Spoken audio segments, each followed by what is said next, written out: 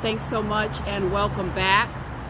I'm out here on the trail as I am daily. If you haven't already made your wish, please go ahead and do so. Do so right now. You guys, please don't stop dreaming, wishing, and hoping. Dreams come true every day.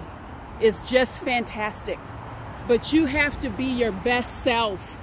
You have to be your best self to see those hopes and dreams realized. This is the channel that checks the boxes for you guys. Motivation, mental health, movement.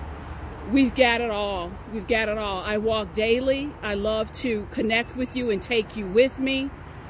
Quick reminder, clear December 7th, planes, trains, automobiles. You don't want to miss the next transformation retreat. Coming home for the holidays. Beautiful holiday celebration planned for you.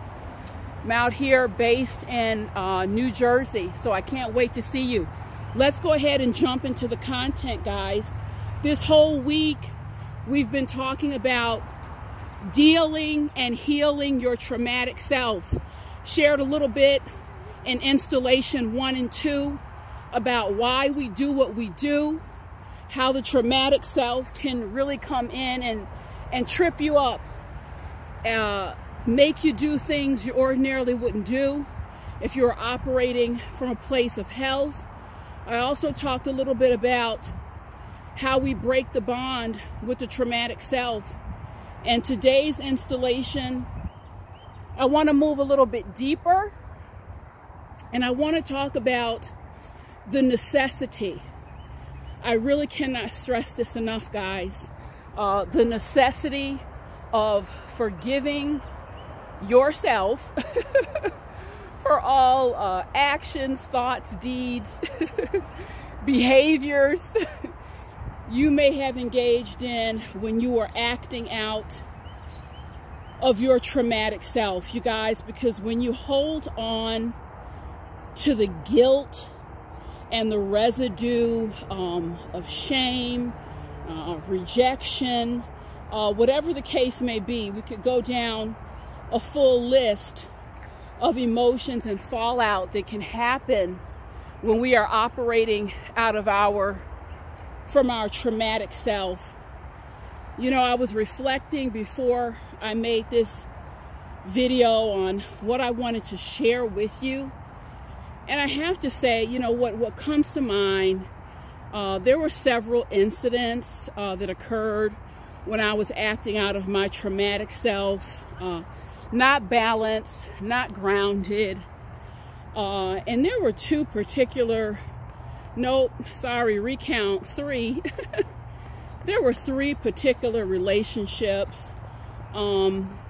And all of them were not romantic relationships, because this can happen with friendships, family relationships.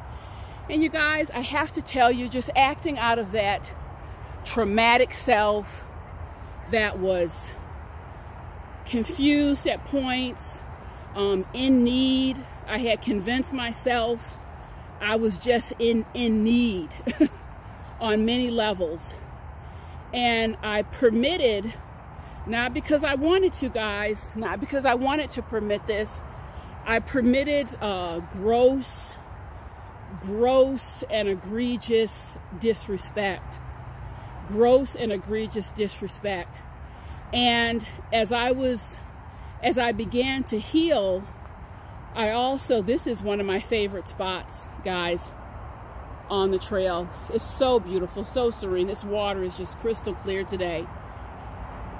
I had to come to terms with the fact that I was carrying a great deal of shame and regret. You know, as I saw myself becoming stronger, healing, becoming more clear, walking in my power and strength, my mind would drift back frequently And I would say things to myself like, God, how could you ever allow that to happen? How could you ever sit there or stand there and allow this person to say those things to you? And then take a deep breath and come on back for more. My God, how could you let that happen? And you guys, I have to tell you, I stopped that narrative. And it really came to me through prayer and just through a connected and bonded relationship with the Holy Spirit. It came through my spirit. Oh my goodness. You're re-traumatizing and abusing yourself. You're asking the wrong question. You're asking, how could you let that happen? You didn't let it happen. Your traumatic self, your imbalanced traumatic self, let it happen. The woman you are at this point in your evolution would have either laughed hysterically before you walked the hell away, or it wouldn't have even gotten past go. So get clear on that. Get clear on that. So the clarity and forgiveness around what has been permitted, what was permitted when you were acting through your traumatic self, you can really look at that as two very separate and distinct points on your timeline of evolution, guys. And the forgiveness is essential, and the release is essential. Why? Because you cannot soar. You cannot soar. You cannot fly if you are burdened. If you are burdened under the weight of guilt, shame, regret, and remorse. You guys, those are low vibration frequencies. When I say you're on a lower vibration, when those emotions and thoughts are running through you, and what have I said so many times in my other videos? It is a doorway. You will open up more doorways, pathways, gateways to degradation and dark influences when you are allowing yourself to be re-traumatized by thoughts and feelings associated with the past. So as I've also said many times, this channel is powerful on impact because my focus is the how-to. I love to provide solutions and clarity, specific things that you can do to move your life forward. So I will tell you the exact formula that I use to really, this was deep reset, forgiveness, and release. And I'll tell you, get prepared, because this is going to run over 5 to 7 days. I say 5 to 7 days because we really want to make sure that we clear and cut those cords of past degradation. It's really important that over these 5 to 7 days, you're going to set aside an hour or two each day. Again, I told you guys, this is heartfelt work. It is meaningful work. But yes, a portion of this work we do roll up our sleeves, because you know what? The yummy fruits await you. This is not fruitless work. This is fruitful work. So what I want you to do is, you're going to need to get a notepad. You can get that from Walgreens, wherever the case may be. I want you to stop at the store or the mall. Get a candle. I love to work with a pink candle, white candle, yellow candles are also lovely. Choose your color. And I want you to set aside an hour or two a day. And I say an hour or two because if you did it in one setting, most people, it's probably going to run you the full course of a day. So this is why we break it up over 5 days. And we do some beautiful healing rituals during that time as well. And so I want you to get yourself into a quiet room. You can do this work early in the morning. You also do this work late in the evening, whenever you choose. And each day, I want you to write yourself a letter. You're going back in time. I want you to think about all the regrets, the things that you allowed to happen as you were operating out of your traumatic self. In that letter, you write to yourself, I want you to write down what you did, why you're ashamed of it, why you're sad about it, whatever the case may be. And then I want you to write why you choose to love and forgive yourself and move forward powerfully into your healing. And as you write that down, I want you to light that candle. I want you to read the letter out loud, allow all the emotions to really pour out. Give yourself the time you need to really deeply feel what you've written. Do some deep reflection. And I say that because it's almost like a goodbye. It's like bye-bye. This is part of the traumatic self that you're healing and releasing. You do this work over 5 days and you put a sacred space around it. I've had people to leave town and do this work. You don't have to. You can do it and still go on with your day. But that consistent thread is very important, because as we really ritualize the work and put a sacred space around it, it elevates the significance and the power behind what you're doing, guys. So again, I want you to take 5 to 7 days. And when I say we're really taking a stroll down memory lane, I mean we are taking a stroll down memory lane. You are going as far back, you're going as far back in time as you possibly can, because we don't want that residue. We don't want to bring that residue forward with us. Essentially what you're doing with this is clearing toxicity. Clearing the toxicity from your life. And you guys, we go through this life. I'm telling you, I'm talking about the traumatic self. Certainly a traumatic self can form.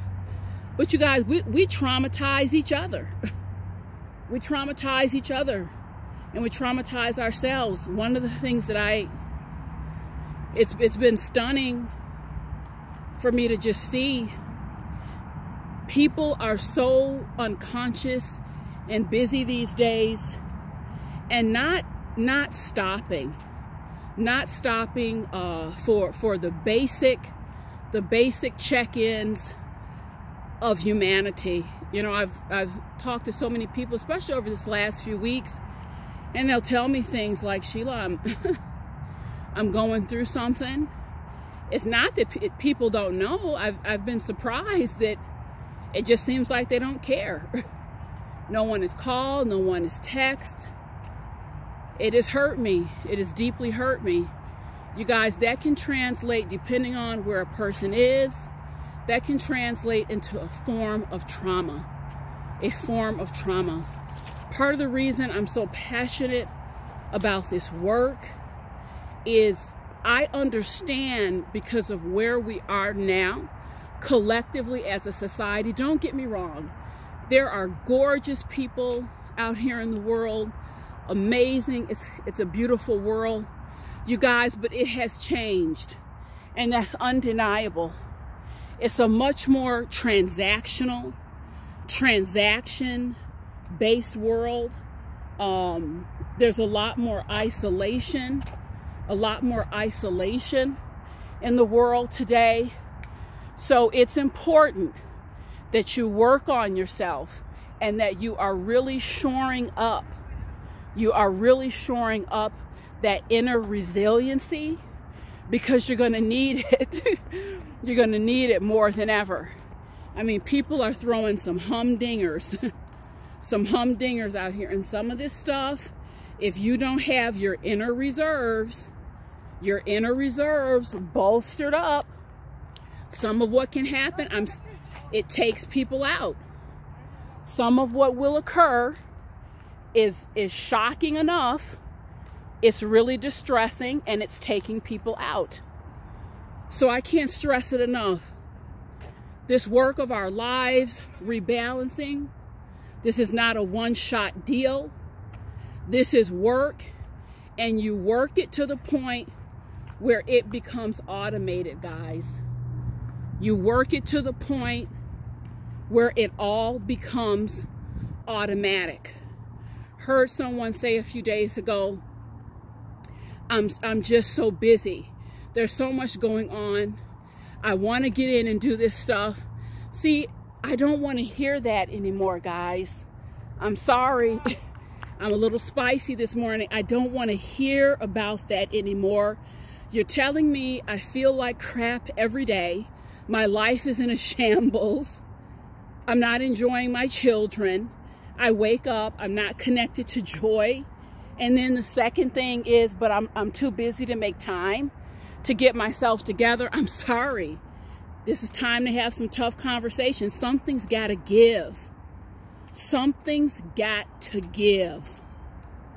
Period. Period. What is more important? Ask yourself. Do I want to be happy? Do I want to be whole? Or do I want to run around willy-nilly? Okay, Sheila, I have bills to pay. You guys, cry me a river. We all do. What good is paying bills when you're in a clinical depression? Some of you would do better to let a few more bills go and catch up later and get yourself together. Hit a deep reset. Okay, Sheila, do you realize what you're saying? Yes. Yes. I actually do realize what I'm saying. Some of you would be doing better. Move back home. Let a few bills go. Yeah. Fall behind so you can catch up with life and your mental health. Fall behind if that's what's required so you can catch up. I mean, reprioritize. Reprioritize. The clock is ticking. The clock is ticking. And your traumatic self, if you're not careful, will run you off into a ditch. Your traumatic self at the helm of the ship will run you off into a ditch. I've seen it many, many times, guys. Been doing this a long time. So I want you, as I said, to go into that deep level, those deeper levels of forgiveness. It's very powerful. The series is going to continue into next week. So I invite you to continue to tune in.